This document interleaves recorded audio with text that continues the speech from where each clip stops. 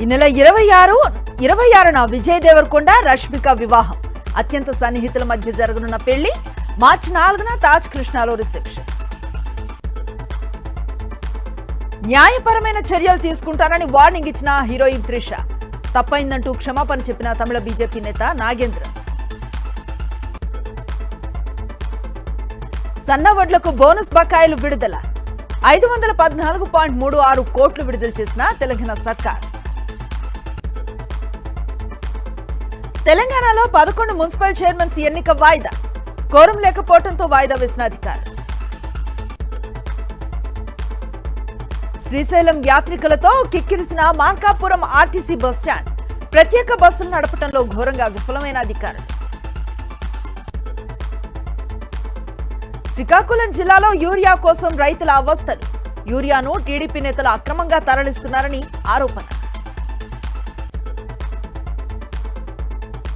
ఏపీలో law and order లేదన్న కారుమూరి నాగేశ్వరరావు. పక్కా plan తో అంబటి ఇంటిపై కర్రలు రాడ్లతో దాడి చేశారన్న మాజీ మంత్రి. కూటమి బడ్జెట్ లో వాతలు కోతలు కూతలే ఉన్నాయి. అభివృద్ధి సంక్షేమం ఎక్కడా కనిపించడం లేదన్న రాచమల్లు శివప్రసాద్ రెడ్డి.